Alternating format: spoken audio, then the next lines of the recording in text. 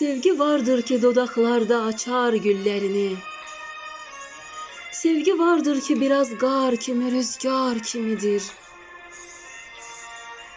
Sevgi vardır okudur qəlbində bülbüllərini.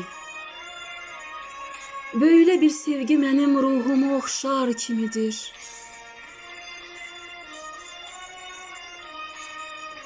Sevgi vardır ki uzaktan bize parlaq görünür. Ona yaxlaşmayalım, çünkü o zülmətlə dolu. Sevgi var ki düşər yerlərə daim sürünür. Öyle bir sevgi də min türlü xəyanətlə dolu. Sevgi vardır ki bahardan bize güller getirir. İçi zəqqum və zəhər.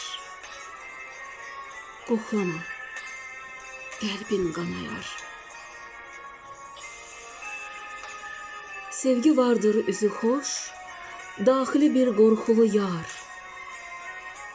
Sevgi vardır bize çok dadlı əməllər getirir.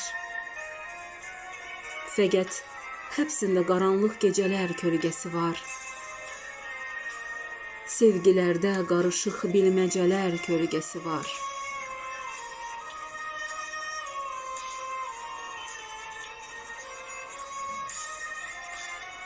Sevgi vardır ki dodaklarda açar güllerini. Sevgi vardır ki biraz gar kimi, rüzgar kimidir. Sevgi vardır okudur qəlbində bülbüllərini. Böyle bir sevgi mənim ruhumu oxşar kimidir. Böyle bir sevgi mənim ruhumu oxşar kimidir.